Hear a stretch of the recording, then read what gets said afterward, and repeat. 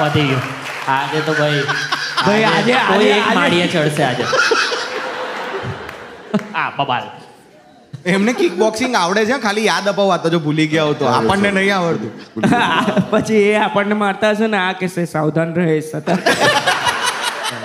એ તમે fear factor પણ કર્યું છે ને? हाँ खतरों के खतरों खिलाड़ी के खिलाड़ी फियर फैक्टर नहीं ला ના આખું નામ એ જ છે ફિયર फिर फैक्टर खतरों के खिलाड़ी પેલું રોહિત શેટ્ટી વાળું કે કોઈ? हाँ रोहित शेट्टी वाળું રોહિત શેટ્ટી. हाँ हाँ તો તમે જે ગાડીમાં આવતા હતા એ પમ્મદઈને ઉડાઈ નહીં?